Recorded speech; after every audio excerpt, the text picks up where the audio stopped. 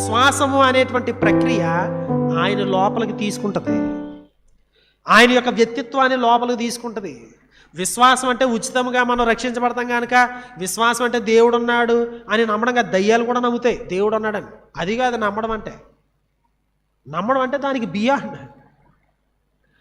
మన యొక్క జీవిత విధానము, మన ఆలోచన విధానము ఎట్లా మారుతుంది అంటే రోమీలకు రాయబడిన పత్రిక 8వ అధ్యాయం చివరి వచనాల్లో ఉన్నట్టు ఏదంటే అది మరణమైన జీవమైన ఉన్నవి అయినా రాబోనవైనా దేవదూతలైన ప్రధానులైన ఎత్తైన లోతైన ఏదైనా కానీ యేసుక్రీస్తు ప్రేమ దగ్గర నుంచి మనల్ని అటు ఇటు ఏది కదపదు.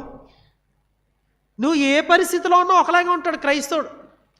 నేను జీవించినా మరణించినా ప్రభు కొరకే చేస్తాను. అది మన యొక్క విధానం. మనం దేహమందున్నను దేహమును విడిచినను ప్రభుకి ఇష్టమై ఉండాలని ఆపేక్షించు. ఇక ఆ రేంజ్లో డైలాగులు వస్తే, ఆ రేంజ్లో హృదయం అనేది ఫిక్స్ అయితే ఇక ఈ లోకంలో జీవన సంబంధమైన పరిస్థితులు ఎట్లా ఉంటే మనం ఏం పట్టించుకుంటాం చెప్పండి? అది విశ్వాసం అంటే.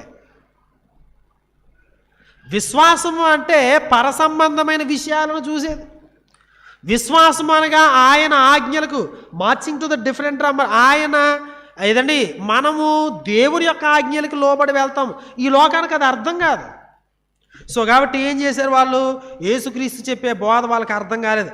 60వ వచనం చూడండి. ఆయన శిష్యుల్లో అనేకులు ఈ మాట విని ఇది కఠినమైన బోధ, ఇది ఎవడు వినగలడని చెప్పుకొనిరి. యేసు తన శిష్యులు దీనిని గూర్చి సనుగుకొనిచున్నారని తనకు తానే ఎరిగి వారితో ఇట్లనను, దీని వలన మీరు అభ్యంతరపడుచున్నారా?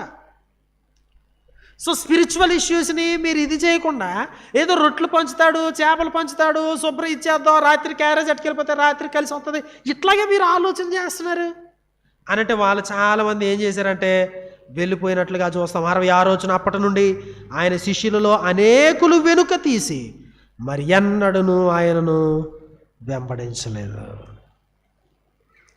బైబిల్ గ్రంథం అంతట్లో ఉన్నటువంటి సాడెస్ట్ వచనాలు, విచారకరమైన వచనాలు అన్నాడు ఒక వేదాంత పండితుడు. వెంబడించలేదు ఇంకా.